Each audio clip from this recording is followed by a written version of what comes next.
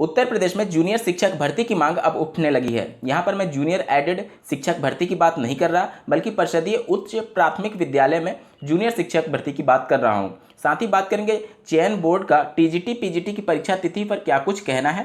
साथ ही राजस्थान सरकार के द्वारा रीट की परीक्षा तिथि की घोषणा कर दी गई है।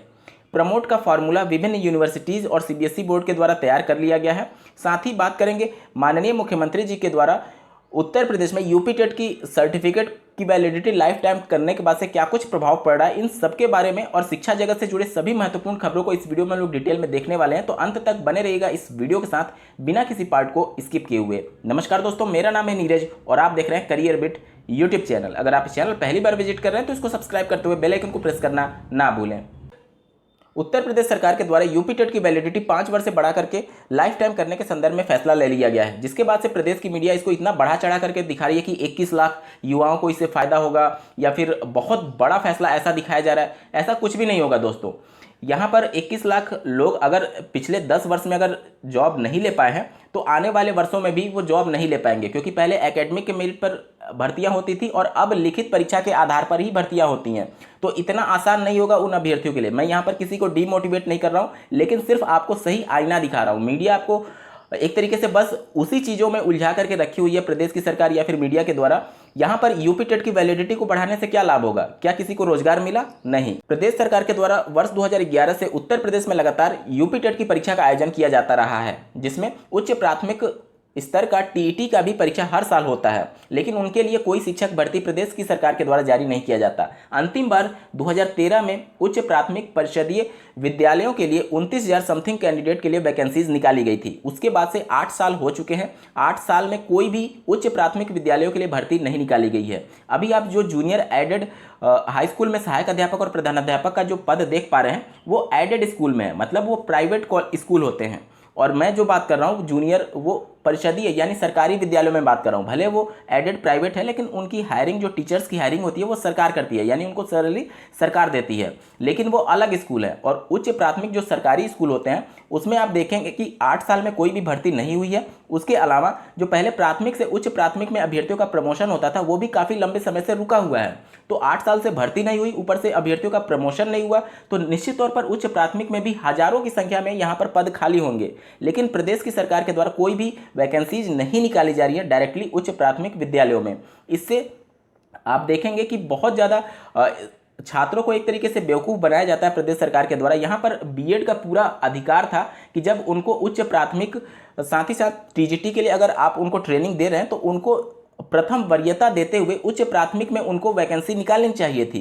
भले ही डीएलएड को मौका दे दिया गया, लेकिन वहाँ पर बीएड की प्राथमिकता होनी चाहिए थी। लेकिन प्रदेश सरकार के द्वारा चीज़ों को इतना मिक्स कर दिया गया है कि अब क्लियर ही नहीं हो पाता कि बीएड करें या फिर डीएलएड करें। यहाँ पर देख लीजिए, बीएड वाले अभ्यर्थी बस इसी बात से खुश हैं कि उनको प्राथमिक में मौका दे दिया गया, जबकि उच्च प्राथमिक में जिसकी सैलरी 50,000 से स्टार्ट होती है उसके लिए कोई बीएड अभ्यर्थी मांग ही नहीं करता है। वहाँ पर भी हजारों की संख्या में पद खाली हैं। और ऊपर से डीएलएड सत्र 2021 में 20 जुलाई से आवेदन भी प्रारंभ हो रहे हैं। जब बीएड को आप कक्षा 1 से लेकर के 10वीं तक के शिक्षक बनने के लिए पात्र मानते हैं तो फिर डीएलएड कोर्स की ज़रूरत क्या है?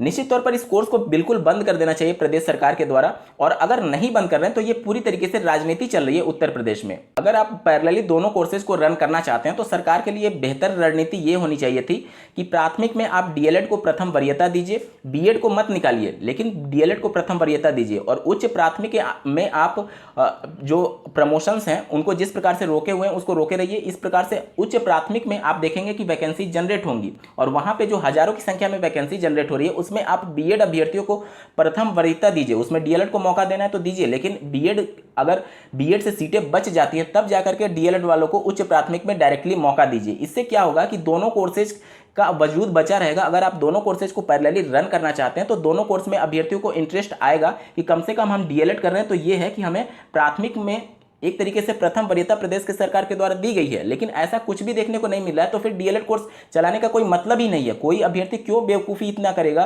कि डीएलएड में एडमिशन लेगा। लेकिन आज अगर आप डीएलएड में एडमिशन लेते हैं तो 2 साल बाद जब आपका प्रशिक्षण समाप्त होगा उस समय हो सकता है सरकार बदल जाए और उस समय की तत्कालीन स्थितियां बदल जाएं। तो इस वजह से अगर आप एडमिशन लेने की सोच रहे हैं तो इस वीडियो के डिस्क्रिप्शन में आपको एक डेडिकेटेड वीडियो का लिंक मिलेगा जिसमें क्लियरली मैंने बातें मेंशन कर रखी हैं कि क्या कुछ आपको करना चाहिए, एडमिशन लेना चाहिए या फिर नहीं। तो उस वीडियो को आप जरूर देखिएगा। अगर आप बीएड यूनिट बीटीसी करने के इच्छुक हैं। साथ ही बात करें राजस्थान सरकार के शिक्षा मंत्री श्री गोविंद सिंह जी के द्वारा रीट परीक्षा तिथि की घोषणा कर दी गई है। स्क्रीन पर आप उनके द्वारा किए गए ऑफिशियल ट्वीट को देख पा रहे होंगे।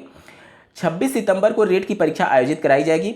ईडब्ल्यूएस अभ्यर्थियों के लिए आवेदन 21 जून से 5 जुलाई तक के लिए लिए जाएंगे। ईडब्ल्यूएस अभ्यर्थियों के लिए आवेदन नहीं लिए गए थे, अब इनके लिए फिर से वेबसाइट को ओपन किया जा रहा है और इसके बाद से 26 सितंबर को रीट की परीक्षा होने वाली है। टीजीटी और पीजीटी की भर्ती परीक्षा के संदर्भ में जो कुछ भी सोशल मीडिया पर वायरल हो रहे हैं या फिर न्यूज़पेपर में आर्टिकल के माध्यम से पब्लिश हुई थी कि अगस्त माह में इनकी परीक्षाएं होंगी, उस पर चयन बोर्ड का ये कहना है कि अभी तारीखों पर कुछ भी अंतिम रूप से फैसला नहीं लिया गया है और वेबसाइट पर ही तारीखें जारी की जाएंगी। पेपर के माध्यम से जो भी आर्टिकल पब्लिश हो रही है वो पूरी तरीके से फेक है। यहाँ पर आपको अब सोचना होगा कि पेपर में नई प्राथमिक स्तर की शिक्षक भर्ती या फिर भर्तियों की परीक्षा के संदर्भ में जो आर्टिकल होती है, अगर चयन बोर्ड उसको पब्लिश नहीं कराता है तो फिर कौन पब्लिश कराता है? जाहिर सी बात है, इससे लाभ किसको होगा? इसका उत्तर होगा कि सिर्फ कोचिंग संस्थानों को इससे लाभ होने वाला है, क्योंकि आप लोग देखेंगे कि जैसे ही कोई ऐसा विज्ञापन या फिर पेपर में ऐसा कुछ भी आर्टिकल छपता है तो उसके बाद से आप लोग देखते होंगे कि ऑनलाइन या फिर ऑफलाइन कोचिंग में भारी संख्या में नए बैचेज प्रारंभ कर दिए जाते हैं। तो इस प्रकार से हो सकता है कि कोचिंग संस्थानों के माध्यम से ही ये आर्टिकल पब्लिश कराई जाती रही हो।